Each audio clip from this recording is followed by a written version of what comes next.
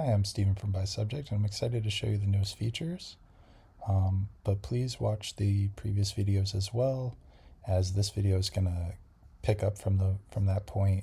And for time's sake, I'm going to try to limit this video to the new features. But as a reminder, BySubject is currently limited to data from 10 law schools that I selected. The data is from fall of 23 and spring of 24. There's currently over 1,500 contents from over 700 courses. After I get funding, we'll go beyond just courses from law schools and hopefully we'll one day include all courses from all schools, or at least 10 universities, or maybe the top 50 universities per U.S. News and World Report. You could click a source indicator to see the one or more courses that the particular school offers that correspond to the respective content. So for example, if the user executes a search for intellectual property,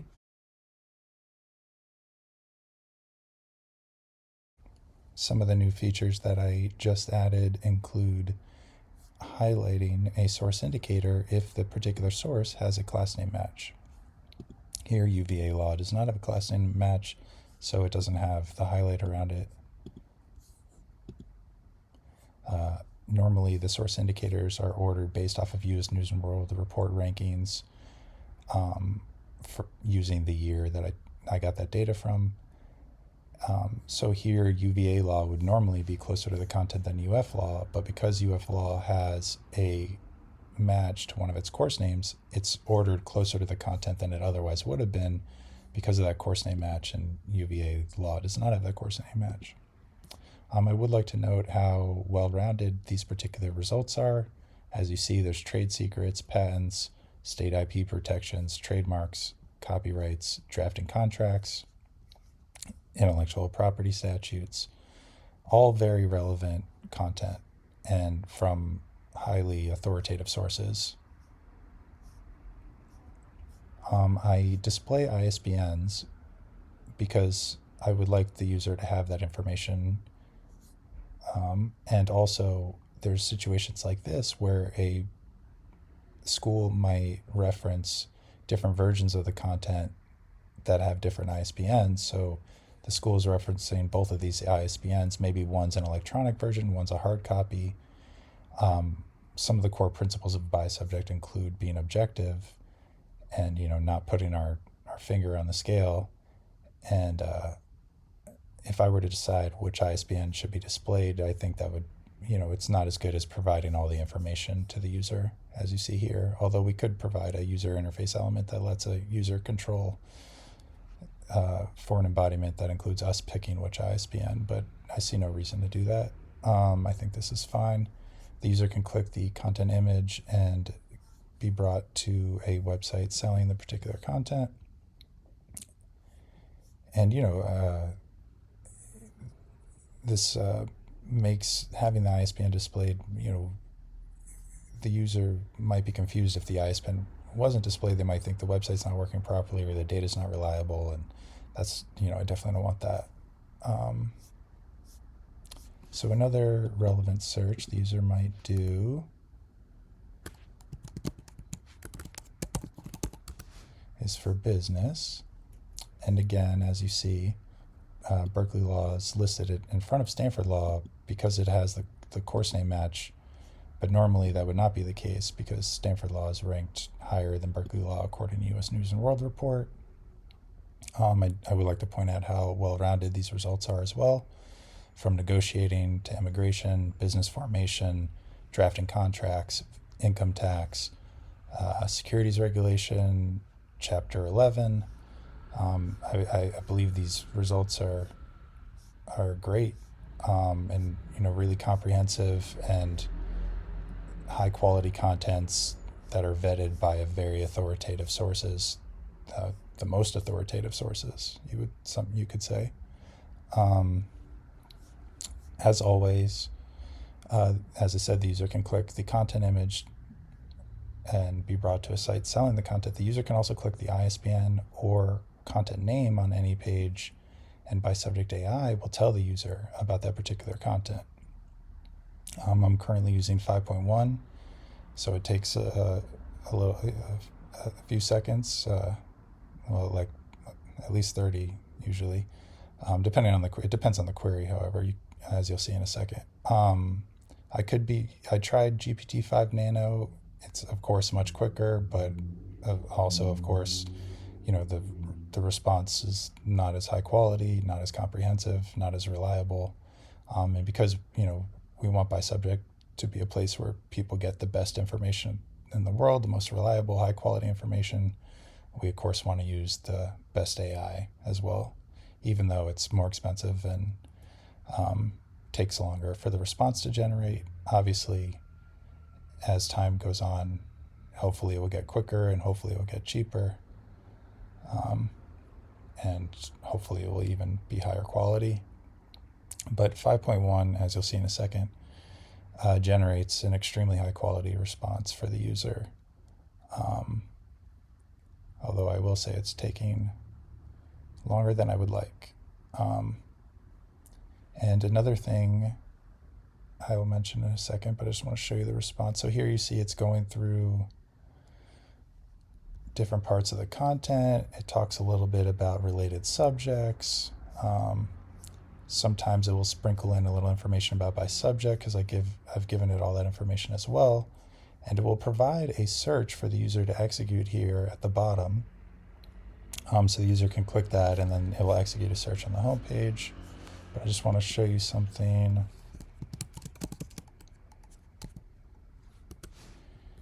So if there's multiple responses from the AI, there will be a user interface element, as you'll see in a second, that will allow the user to traverse to different responses.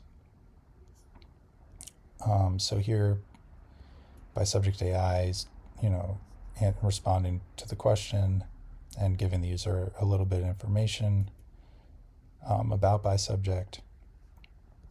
And as I said, you could click the query that's suggested by BySubject, but you could go to the different responses. And I think this is extremely useful.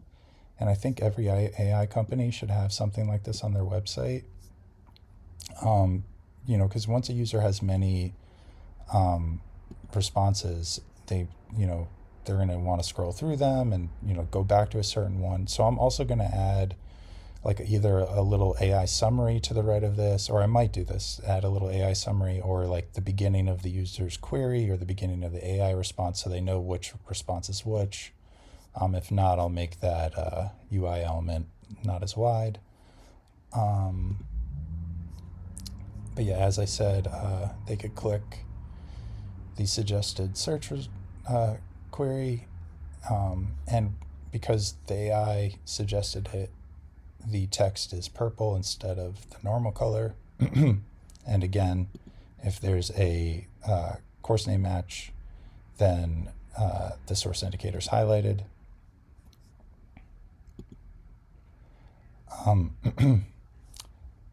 One thing I would definitely want to note is on bysubject.com/course results and on bysubject.com/menu. These pages are very similar in regard to how they work and how things are ranked. However, bysubject.com/menu has this different user interface that, as you can see, the content images are bigger. It's just a different experience. But how the course names are ranked and how the contents are ranked is the same. However, on bysubject.com/course results, the contents are grouped for the respective course names instead of contents living on their own card. And you could scroll through the different for the different contents. You could scroll through all the different course names and their respective contents.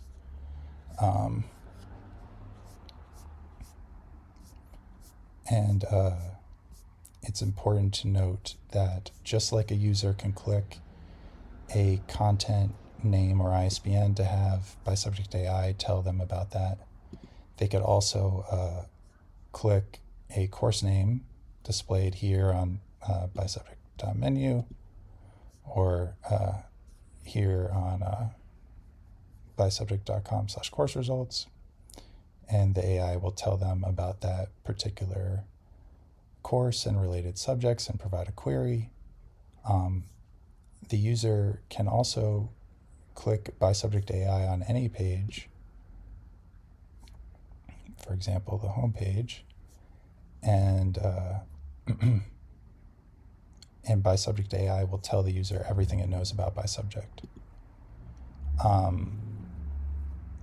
But before I forget, I want to just show you a couple examples of the searches you can do. So, as I said, right now we're limited to law school data, but eventually you can imagine, typing in biology or thermodynamics or psychology or patent law, anything you could think of. And, courses can be identified and contents for the respective courses can be identified and ranked. As you see, the content will be identified even if a course, even if the course name isn't a direct match, the content will be identified if the content name has a match. And if the course name is a direct match, then any content that corresponds to that course name will be identified, even if the content name doesn't match. So here the law of patents is identified, even though it doesn't match patent law, because the course name matched it and it brought in all the contents.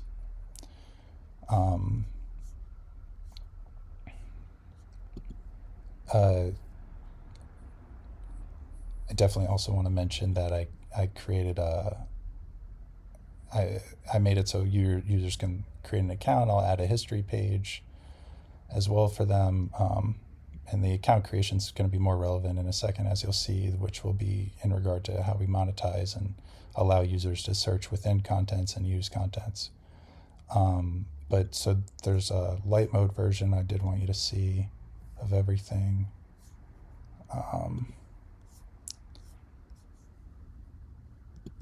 But I actually think I prefer not the light mode. But another thing I wanted to note is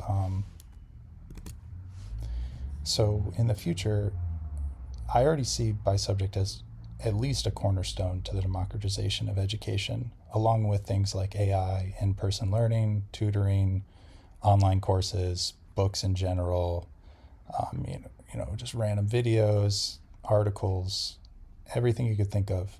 But I really think that BySubject itself is like a cornerstone or backbone to the democratization of education. And one of the ways it gets to really that backbone level is by allowing users to search within one or more contents. So, for example, the user can search for psychology, and as you see, this book called Human Behavior, or other content that's not a book, like an article or video, can be identified. But for example, a book called Human Behavior is identified because Stanford has a class named Psychology that assigned, required, or recommended the book Human Behavior. The user can then select one or more of these contents and then search within the contents for matching text. So these arrows, think of these as like matched previews for each of the books that the user selected. And the user can click these arrows to go to other matches, to traverse the content and go to different matches throughout the content. And because multiple contents are displayed ranked on top of one another, or a preview from multiple contents, multiple previews that each preview from a different content, a different book, for example, and the user can quickly, get a grasp of how these different highly vetted contents from these very authoritative sources, they can get a picture of what these contents are saying.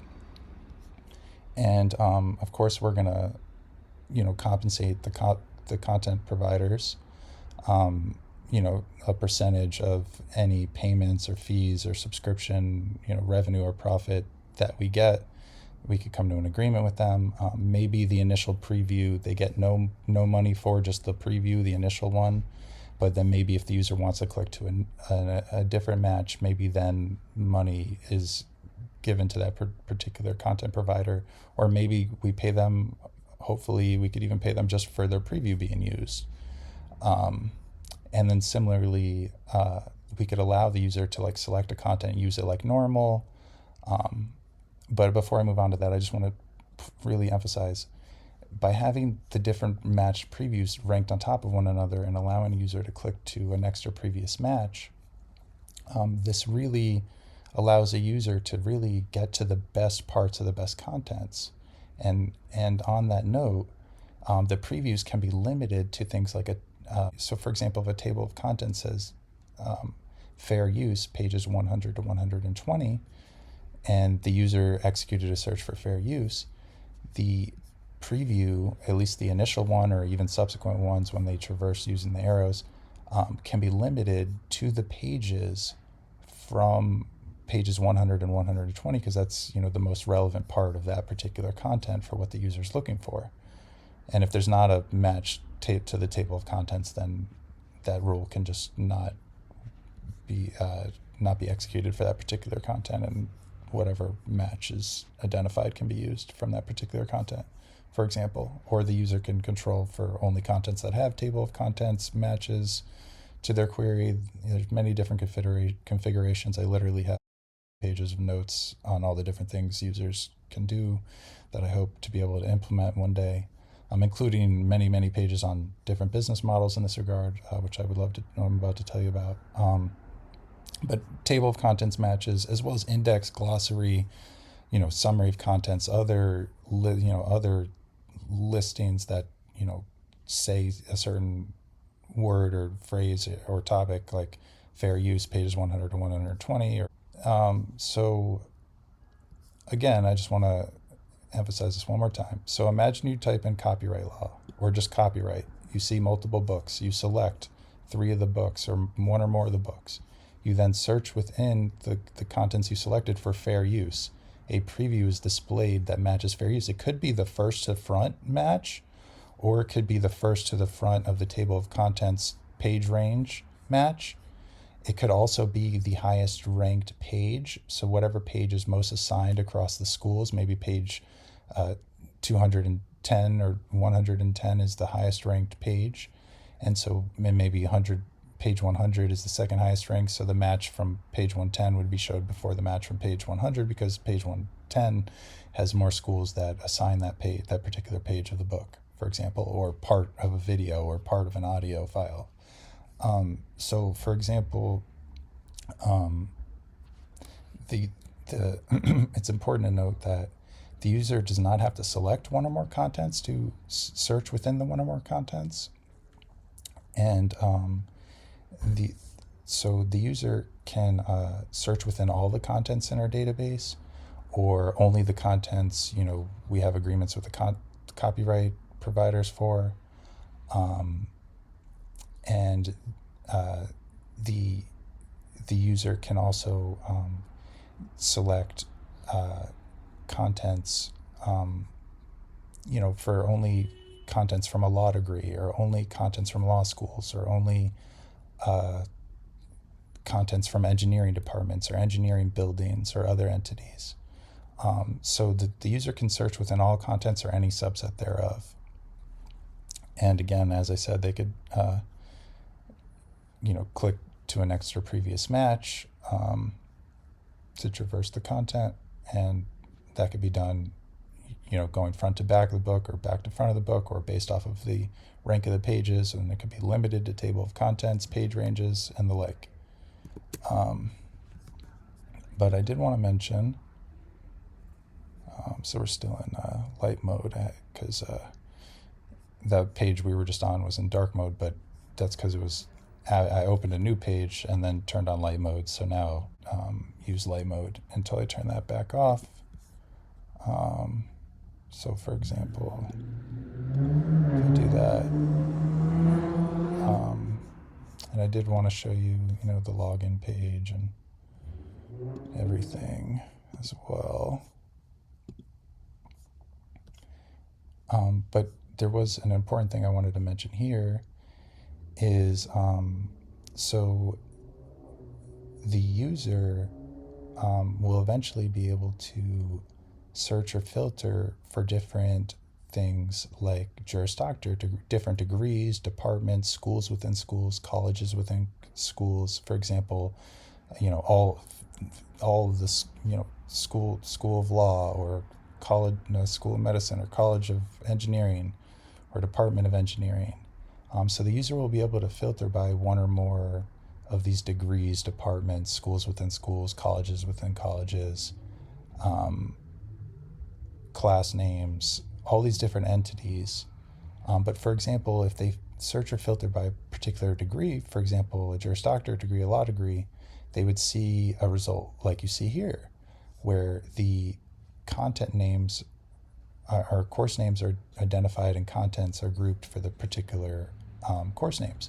The course names that are identified could be courses that are required for that particular degree, like evidence is required to get the degree, for example, or we could also identify courses that are listed as part of a group of courses to be picked from. So if the school says, in order to get this law degree, you have to take 2 of these 5 courses, they say course A, course B, course C, course D, course E, we could identify all 5 of those courses and list them for the results,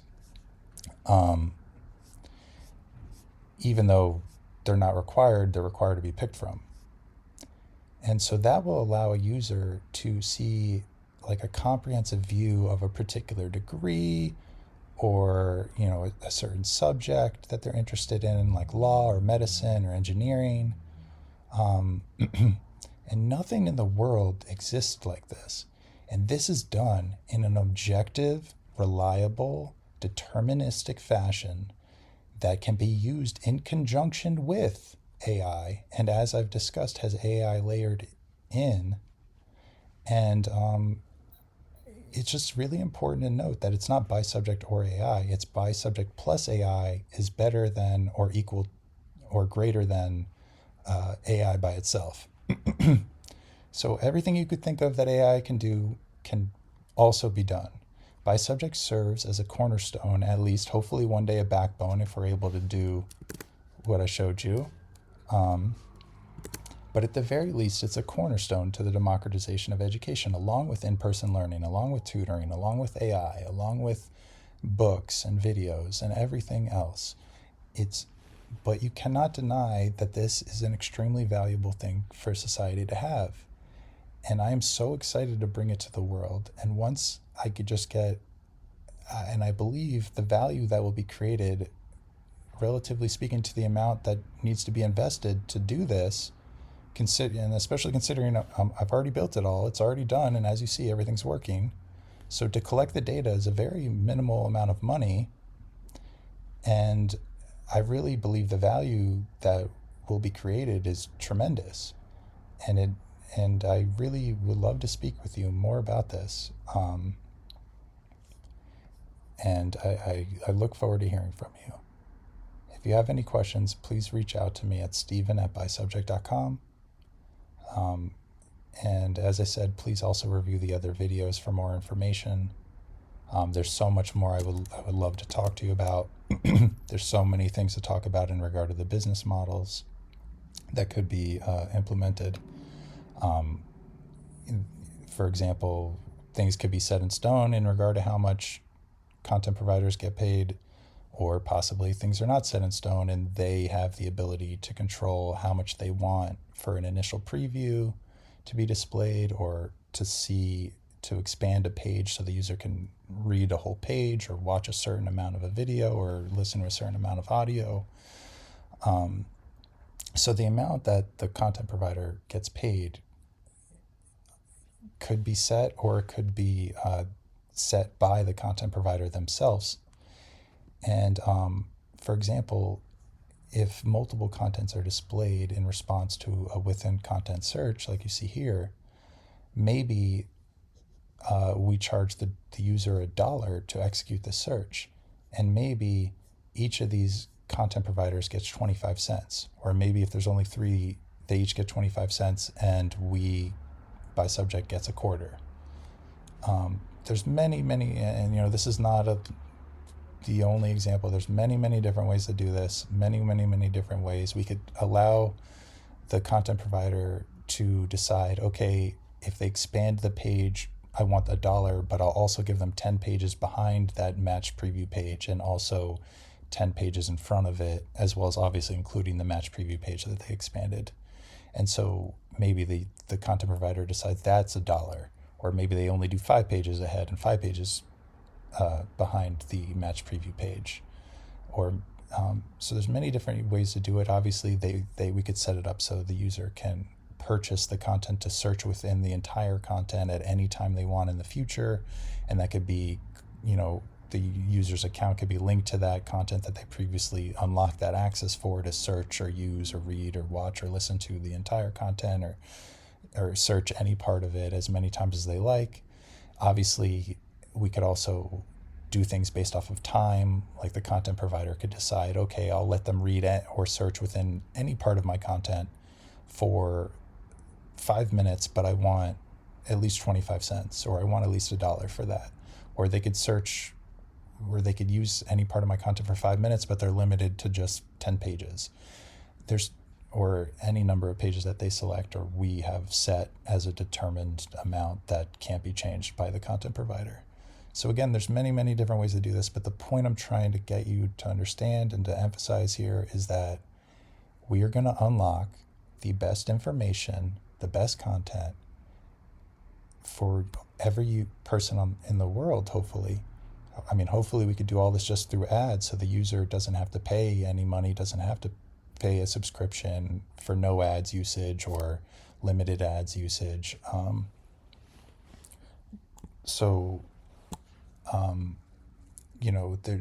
There's many ways to go about it, and obviously the goal is to make sure the copyright owners make as much money as possible. And I'm certain that through what I've discussed here, they will make more money than they otherwise would have. We could obviously, and as we do, link to sources that are selling the particular content, like Amazon. We could also sell the content or make it easy for the content owner to sell their own content, so they don't have to cut anybody in. There's just many, many different ways to make money. Obviously, we could set up one or more APIs for users, for example, tech companies to use to access the data, or the content can be made available to different companies for the AI, for their particular AI to use in its response. So for example, if it wants to quote a part of a particular book, for example, and we could facilitate that access as well. We could also, of course, improve an existing AI model using the content, the text from the actual books or videos or articles or audio content that we make agreements with those particular copyright owners for. And if they agree, we can, make hopefully a better version or a more specific version of one or more AI models that could be used in conjunction with BySubject or independently. And I just think there's just lots of ways to create value, and obviously lots of ways to generate revenue. And I look forward to hearing from you, and I hope you have a great day.